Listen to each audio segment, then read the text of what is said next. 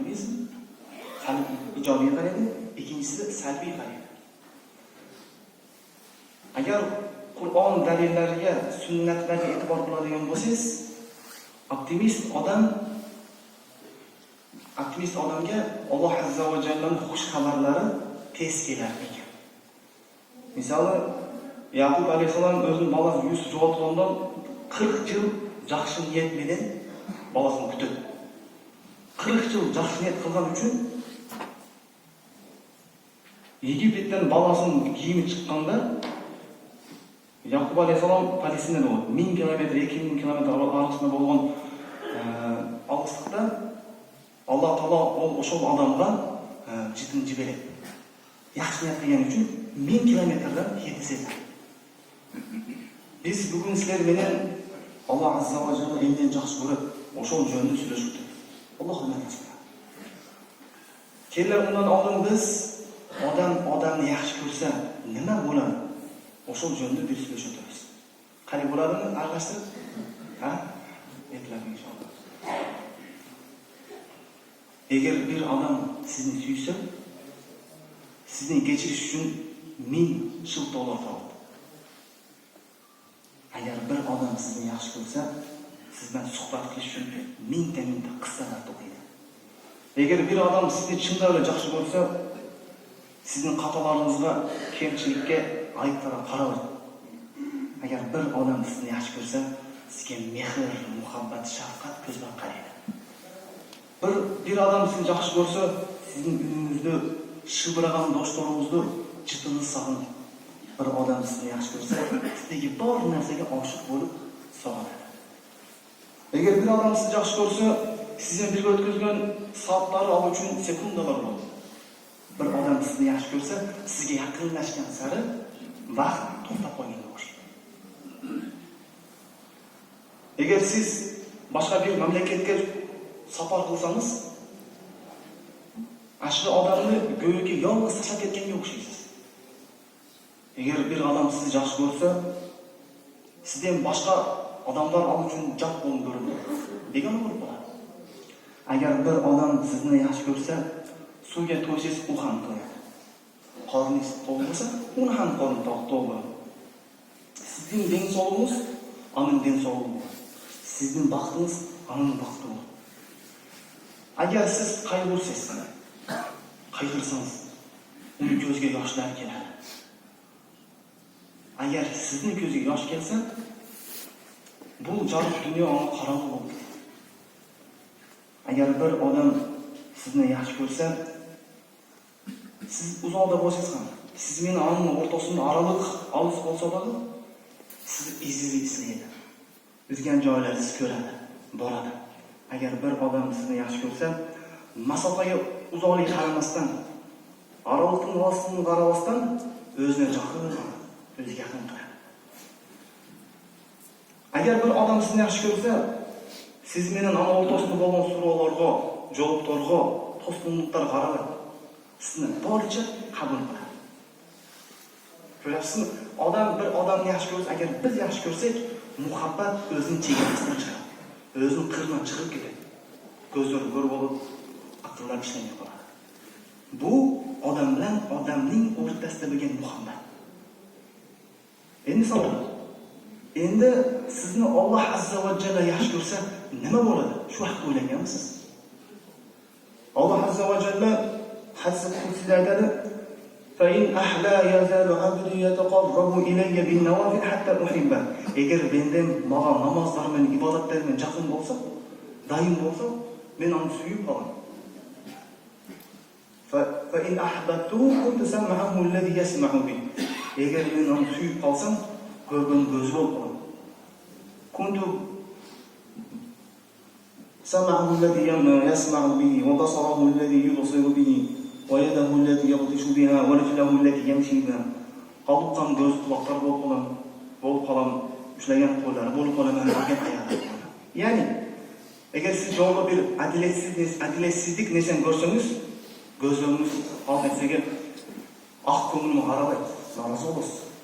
Rozi bo'lmaysiz.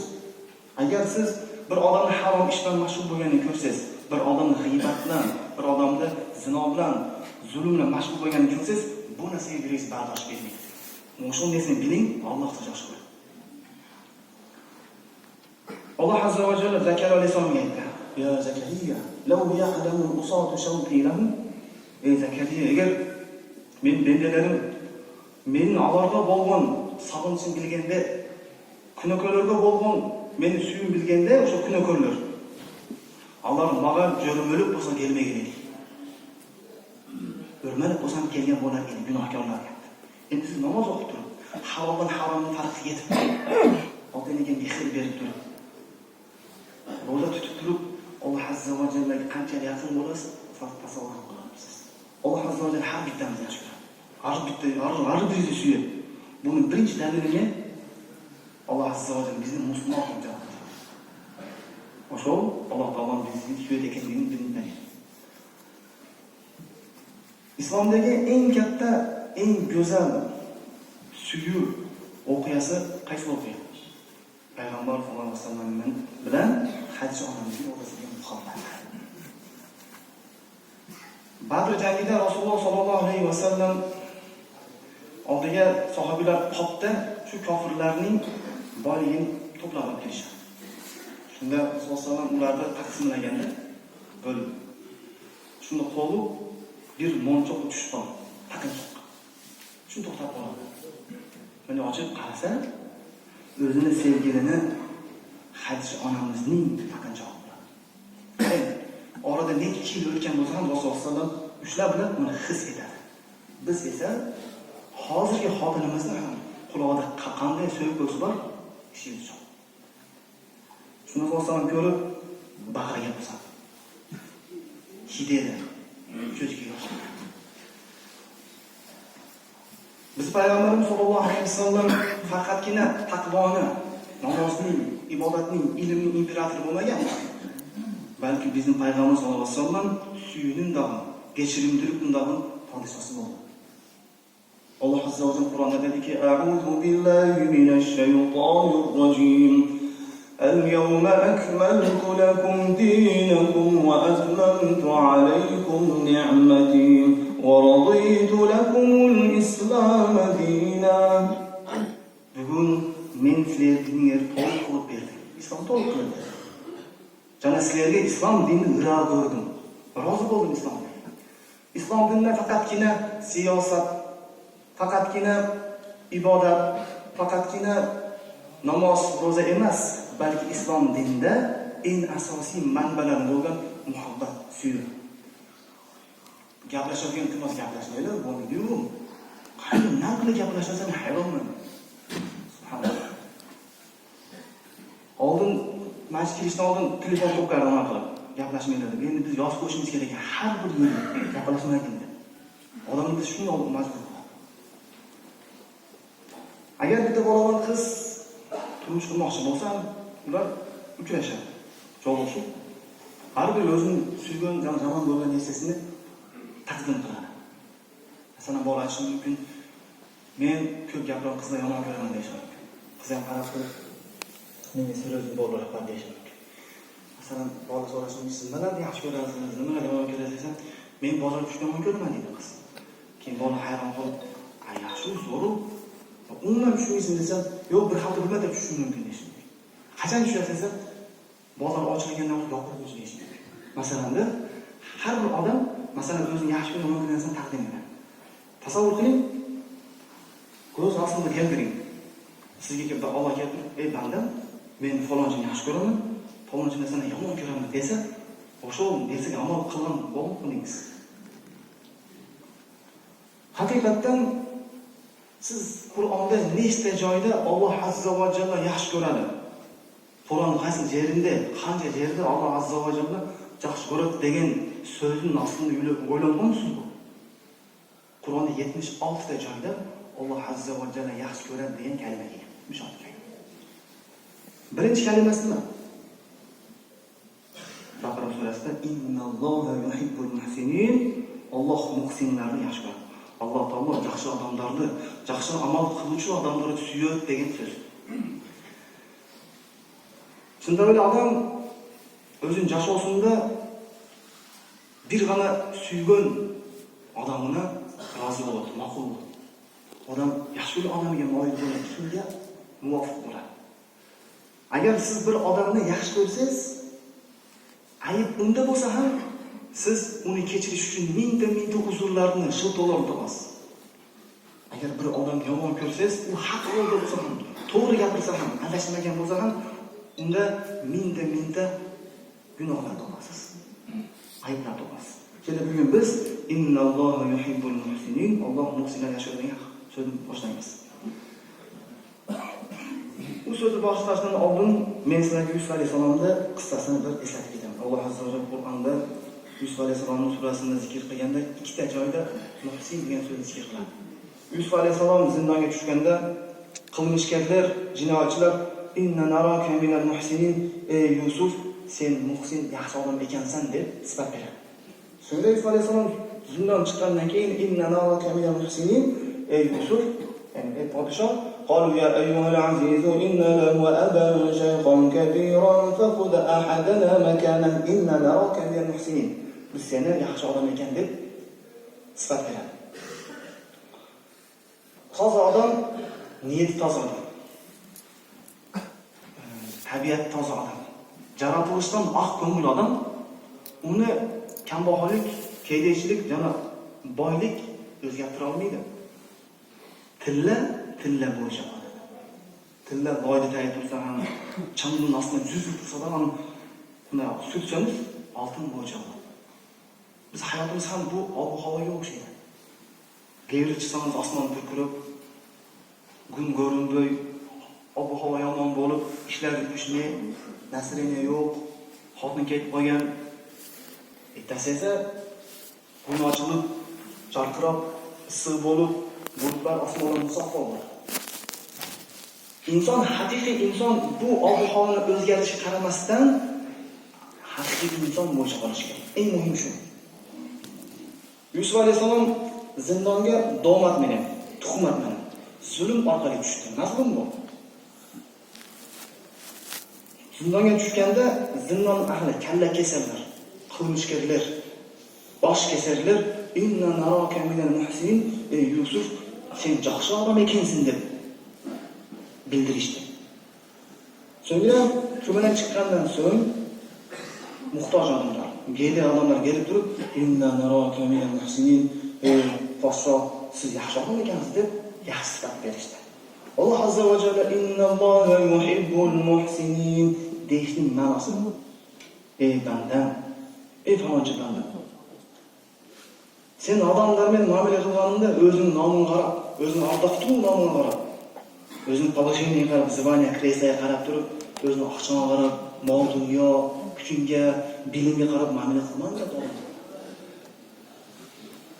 Masalan, men bir firmani yoki bir zavideniyani nachalnik bo'lsam, men odamlar bilan muomala qilganimda odamning kiyimiga qarab, mingan mashinasiga qarab, yashagan uyiga qarab, cho'ntagiga qarab muomala qilishligini Alloh azza va jalla yomon ko'rar ekan. Alloh azza va jalla menga nom berdi, menga xicha berdi, kuch berdi. Jo'g'ri joqda odamlar bilan baylanish berdi. Men o'sha Allohga bergan ne'matlarni balki odamlarning, musulmonlarning, yaqinlarning xizmati ishlatishim kerak ekan. Mana shu narsa Alloh azza va jalla qiladi. Ya'ni Alloh azza va jalla menga mansab bergan bo'lsa, menga nom bergan bo'lsa, kuch bergan bo'lsa, menga mol dunyo bergan bo'lsa, shu narsani men shu narsa meni nimani ziyoda qilish kerak ekan? Meni soddaligimni, tavozunligimni, kichiklik, jo'nako'yligimni ko'rib kelish kerak ekan. Ziyoda qilish kerak ekan soddaligimni. Chunki Rasululloh sollallohu alayhi vasallam hadisdagi qasam ichib aytadi. Nima uchun qasam ichib aytadi? Rasululloh yolg'on gapiradimi? Biz masalan yolg'on bizni rost ekanligimizni isbotlashimiz uchun qasam ichamiz. Ey vallohi aniq deb. Ana shu narsa Rasululloh ishlabdi, qasam ichib aytdi. Masalan, Rasululloh qasam ichmasa ishongan bo'lar edi. Ya'ni aniq isbotlab aytdi. 3 narsa qasam ichdi. Ularning bittasi mana man tavoda'a lillahi rafa'a, kim Alloh uchun kichiklik bo'lsa, kim Alloh uchun soddalik qilsa, jo'nako'y bo'lsa, qaqiray bag'an bo'lsa, Alloh azza va jalla uni ko'taradi. Uni aziz qiladi. U nima degani? Jo'nako'ylik, soddalik nima? Ya'ni odamlarga o'zingiz nomingizni, o'zingiz mansabingizni, kuchingizni, bilingizni mol dunyoga ko'rsatmasligingiz. Misol siz meni bir sizdan ko'ra olsizroq, kuchsizroq, kambag'alroq, ilmsizroq, aqlsizroq odam muomala qilganda o'zingizdan ko'ra kuchliroq, boyroq, ilmliroq ekanligingizni his etish kerak. Mana shu haqiqiy soddalik. Olimlar dediki, qanchalik odam o'zini mol dunyosini, o'zini kuchini, o'zini bilimini jashirishga harakat qilsa, bekitishga harakat qilsa, shunchalik Alloh azza va jalla uni odamlarga ko'rsataveradi. Xohlasangiz ham, xohlamasangiz ham Alloh aziz qiladi. Va eng hayron qoladiganisi shuki, mol dunyo bilan faxrlanganlarni ko'rdik. Mol dunyosini siymoqdan, maqtandan cho'ng ketgan tekebeli odamlar ko'rdik. Seda ko'rdinglar. O'zining kuchi bilan, o'zining quvvati bilan, o'zini mansabi bilan katta ketganlarni. O'zi ardoqli nomenen maqtanganlar ko'rdik. Oxirida nima bo'ldi? Alloh taolo shu mol dunyosi bilan xor qildi. Ana shu mansab bilan kuchini o'ziga berib, uni xor qilib yakson qildi. Alloh azza va jalla Qur'onda dedi: "Faqasafna bi va bidarihi al-ard." Qorun bu molni meniki dedi. Alloh azza va jalla nima qildi? Biz uni turgan yerinde yerin aslında tutturdik dedi. Uni va qasr yerdagi kizib yubordik. Firavun nima dedi? "Va nada Firavun fi qawmi." Firavun qavmi chiqib gapirdi. "Qala ya qawmi alaysa li mulku Misr?" Misrning yetitning mol-dunyasi meniki emasmi dedi. "Va hadihi al-anhar tajri min tahti." Mana shu Nil daryosi meni ostimda o'tadi. Men xo'jayinman dedi. Alloh azza va jalla nima qildi? Ana shu Nil daryosini g'arq qildi. Shuning uchun innalloha yuhibbul muhsinin. Alloh taolo muhsinlarni yaxshi ko'radi degan maqsad haqiqatan yaxshi amal qiluvchilar. Masalan, hayoning uyatlilik, hayo, skromность. Eng oliy darajasi qaysi? Eng oliy darajasi sizlarga odamlarni oldida hayo qilishlik, uyatlilik bo'lish bu oson narsa. Har bittamiz bir-bir jonimizda risofkaga hayoli bo'laveramiz, taqvoli bo'laveramiz. Lekin rosakam, chinakam hayoliy nimasi bu? O'zini yolg'iz qolganimizda Allohdan uyalishimiz. Eng katta darajasi. Muhsinni qachon eng yaxshi odamning eng oliy darajasi qachon? Qachon sizga bir odam xiyonat qo'lini cho'zsa, uzatsa, bir odam sizga xiyonat, yolg'on, yomonlik qo'lini uzatsa, siz unga ehson qo'lini uzatasiz. Mana shu haqiqiy. Mana shu zamonimizda hozir xiyonat qilgan odamlar ko'p, yaxshilik bilmaganlar, yaxshilik qilsang ortimizda jamoatlik qilgan odamlar ko'p. O'sha jamoatni qarab olsang, Allohga yaxshi muomala qilishimiz eng muhsinning katta darajasi.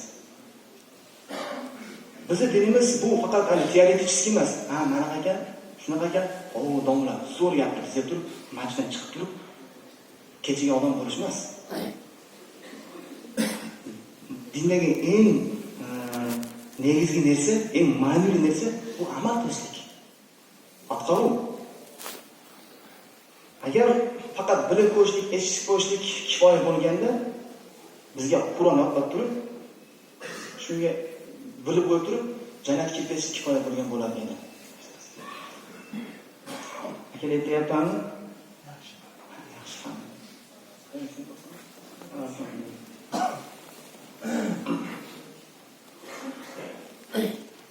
To'g'ri, biz xato qilamiz, adashamiz. Lekin adashsak ham Alloh azza va jalla bizning harakatimizni ko'rishni xohlaydi. Bu dinga bilan harakatimiz oson bo'lib qolmaydi. Negizi beshga kirish o'ta yengil narsa. Agar yurak toza bo'lsa. Yurak toza bo'lsa. Biroq siz 24 soat o'tirib kabinetda bo'lasiz, uyning ostida bo'lasiz, jemalar o'dasida bo'lasiz. 24 soat o'tirib, 24 soat odamlarga kamsitib, qo'rqib, g'iybat qilib, o'sha chalg'u bilan alakdangiz mashg'ul bo'lsangiz, siz tilingiz yerdan oygacha yana atrofga keladigan bo'lsa, uzunligi ayting, bu namozlardan nima foyda? Yani odamlar g'iybat qilib turib, aqlni Alloh menga gunoh yozmasin deb. Siz kimsiz? Shu Alloh sizga gunoh yozmasin.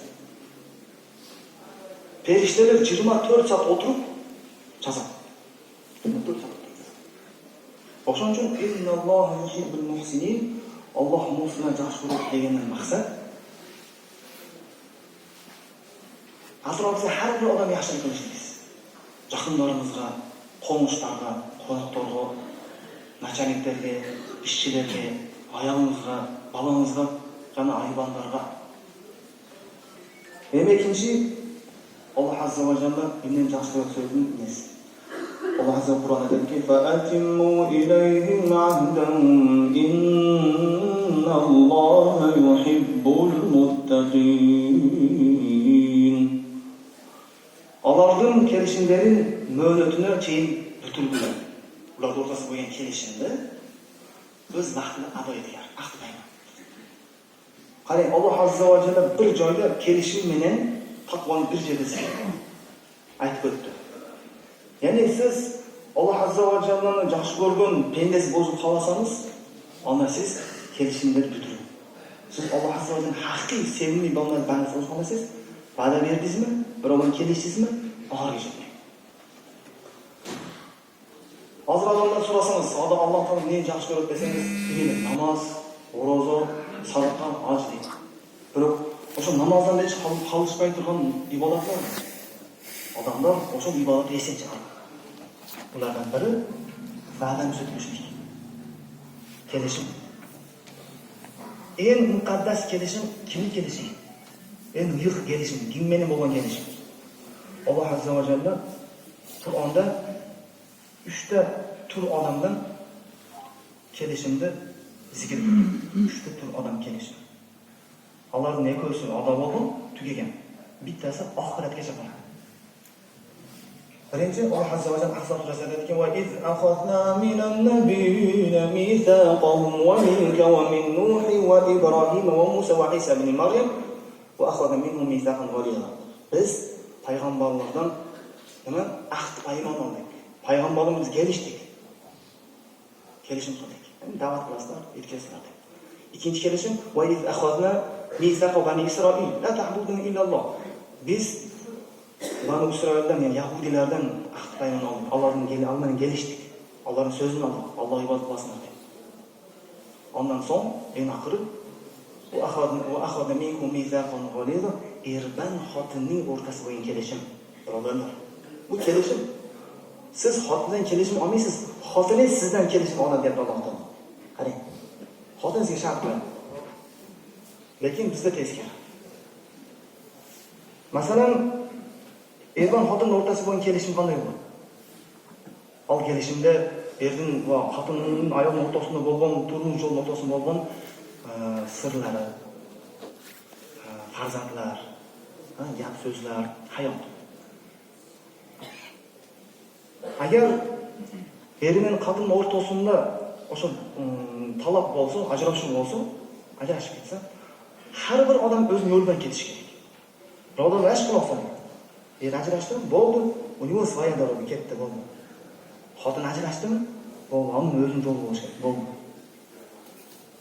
O'rtada farzandlar bo'lsa, aslo "Yatiyo покажу" demasdan, qiz ham, er ham farzandlarga zulm qilmaylar. Ajrashdingizmi? Bo'ldi. Farzand tarasniki borsin, ayasiniki borsin. Xotini kelib turib, masalan, men farzand ko'raman desa, farzandga ko'rib ket, uyingga olib ket. Er ham masalan, farzand bolam ko'rmoqchiman desa, "Nima ko'rib ket?" Hozir anaqa bo'lish kerak. Men ham ko'rsatib qo'yaman deb turib qisib yomonlash yaxshi emas, birodarlar. Er bilan xotin ajrashdimi, har kun o'zining yo'li bo'lishi kerak. Biroq hozir qizga borib turib, "Ne sebabdan ajrashding?" desang, erda bu dunyoning eng 100 odam o'ldirgan Chikatilo qilib yuboradi. Manyak qilib yuboradi endi. Bolaga borib turib, "Nima uchun ajrashding?" desangiz, o'zini ayolini bu dunyoning eng yomon so'yib ayolga aylantirib yuboradi. Bu dunyoning eng yomon ayolning qizi aylanadi. Bu yaxshi emas. Bir odam kelib sizdan, "Ne sebabdan ajrashding?" degan bo'lsa, bir bo'lmang. Al neni kutadi sizdan? Ayolingizni maqtash emas, balki jamoallashingizni kutadi. Ayblashingizni kutadi, gunohlashingizni kutadi aşağı. Shuning uchun o'sha sebepten er bilan xotin eng cho'ng kelishim bu er bilan xotin o'rtasida kelishim. Er bilan xotin o'rtasida qiyomatgacha urush bo'ladi. Ana hech kim buni qutula olmaydi. Nega? Nima deganda har bir odamda, erkak ayolda kamchilik bor. Agar men misoli Makkani imom bo'lib qolsam, inshaalloh. Men beshlik bir hur qizga uylensam, urush bo'ladi. Janjal, chatoq bo'ladi. Agar beshlik bir qizi osmondan bir perishta kelib turib, bu yerdan bir qizni uylansa, ulardan urush bo'ladi. Nimaga? Qizda kamchilik bor. Shuning uchun agar siz Alloh azza va jalla meni yaxshi ko'rsin desangiz, birovga va'da berdingizmi, birov bilan kelishdingizmi, xohlasan xotiningiz bilan mahkam bo'lib, Alloh sizni yaxshi ko'radi. Va shunga kelishim deganda, bu faqat xotin emas. Masalan, sizni nachalligingiz bor. Ishxonada farqi yo'q. Uyga borib ishlayapsizmi, ishxonaga borib ishlayapsizmi, dasturlarni ularda. Yo'q, bundan kelishim bor. Siz uni beti yaxshi gapirib, orqasiga yomon gapirishingiz bu yomon narsa. Kelishim qilishingiz kerak. Shu nachallik ham o'zini ishchilariga yaxshi muomala qilish kerak. Kelishim buzmash kerak. Davlat ishlayapsizmi? Davlatdan kelishdimi? Kelishingiz kerak. Dakansa kelishingiz kerak. Farzandingiz bo'lgan kelishim, ya'ni unga yaxshi tarbiya berishingiz kerak. Qo'shningiz bilan, ota-ona bilan, birodarlar bilan shu kelishimlarni mahkam tutsangiz, Alloh azza va jalla sizni yaxshi ko'rar ekan. Ondan so'ng Alloh azza va jalla Tavba surasida aytdi: "Fihi rijalun yuhibbuna an yatatahharu. Innalloha yuhibbul mutahhirin." Al yerda, mechitlarda kishilar bor. Ular qanday kishilar?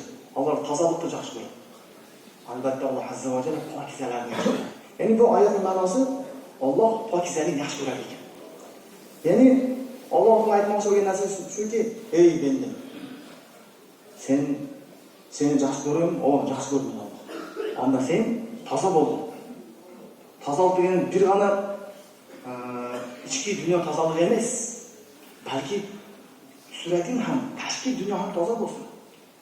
Kiyimlaring, sochlaring, soqollari joyida, murut, mo'yloq, jada olsa, tishlaring toza bo'lsin.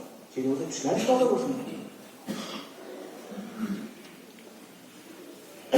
Endi shariat uyat joyi yo'q, biz buni aytamiz. Xossatan qo'ltiqlarni, avratni toza bo'lishligi birodar. Ba'zi odamlar ko'rsangiz, subhanalloh, Tarzandan qolishmaydi. Tarzan ne bo'lib uchun unda yo'q ashini bilibman. Ba'zi bolalarni ko'rsangiz, hali imni hormonlar yuborgan. Auzu billahi, bu yaxshi emas. Musulmon tozalanib yurish kerak. Ertaga o'lib qolsangiz, u arablarga o'xshagan guvohni kiygandan keyin auzu billahi deb jirkan ketmasin. O'lib qachon kelishini bilmaysiz. Doim toza yuringlar. Qo'ltiqlarni, avratlarni doim toza olish. Musulmon faqat tashqarida chiroyli kashash bo'lmasa, ichki tartibga ham toza bo'lish. Mana shu joyda biz keyin misvoqni bir zikr qilib o'tamiz. Misvoq. Alloh azza va jalla hadisda Rasululloh hadis aytadiki, al-misvoq mutahharatun lisan va marratun lirroh. Misvoq o'z tozalaydi, yana Alloh taolo rozi qiladi. Alloh rozi qiladi, o'z tozalaydi. Shunday bu misvoq iyq amol, muqaddas amal. Buni hech kim inkor qilmaydi. Lekin ba'zi odamlar, g'ayr odamlar Payg'ambar bir hadis bor. Laula an ashqa ala ummati la amartuhum bis-siwak inda kulli salat. Agar men o'zim ummatimni o'rchig'i bo'lganda, men ularga namozning oldidan misvoq meni tozalashni buyurgan bo'lmagan dedi. Namozdan oldin misvoqni buyurgan bo'lar edim dedi. Lekin ba'zi odamlar shu odamlar ana shu hadis olatdan siz yoningizda o'tirib olana qilib yalab o'tiradi. Yoningizda o'tirib deb turib. Ayting, siz hadisni shuni tushundingizmi? Siz ana shu misvoq ishlataman deb, siz menga ozor beryapsiz. Siz meni kemsitasiz. Ba'zi odamlar yoningizda turib burnini kavlaydi. Yoningizda yeb tursangiz qaqirqmay tukuradi. Yoningizda tirnog'ini oladi, zubachini og'zini kavlaydi.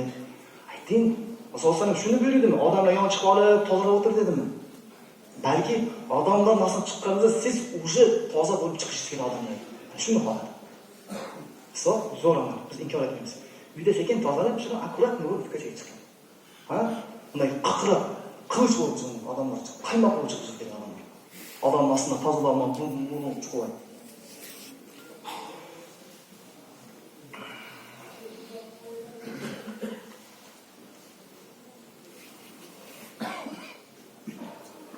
Haqiqatan agar biz O'tgan hafta biz nimaga fuqarolarga, yetimlarga, yetim jesillarga cho'g'ib qildik. Endi hozir masjidda nimasiga satutlilarga cho'g'dan svetga, sizlar demasangiz to'lovimiz ekan. Shuning uchun bu добрый.